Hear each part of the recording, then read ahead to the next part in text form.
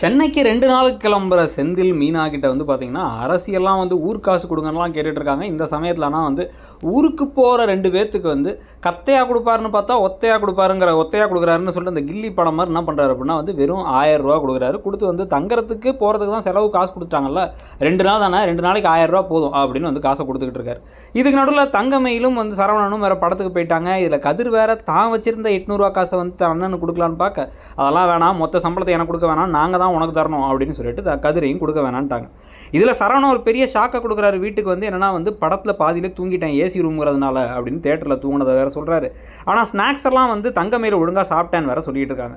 படத்தோட கதை என்னங்கிறத சொல்லுப்பா, 1200 ஆச்சுல கதையை தெரிஞ்சுக்கணும்னு கதையை சொன்னால், இதெல்லாம் ஒரு பழைய கதை, இது என்ன படம் 1200 கொடுத்து பாட்டு வந்தீங்களாக்கணும் அப்படின்னு வேற இந்த பக்கம் தலையிலே அடிச்சுக்கிட்டு இருக்காரு பாண்டியன். மயிலுக்கு ஒரே ஷாக்கு மேலே ஷாக்காக தான் இருக்குது, தப்புமா இது, இதுக்கப்புறம் இவ்வளோ செலவழிக்காதன்னு வேற சொல்லிட்டு இருக்காங்க. நீங்கள் என்ன நினைக்கிறீங்க கதையை பற்றிங்கிறத சொல்லுங்கள். தேங்க்யூ.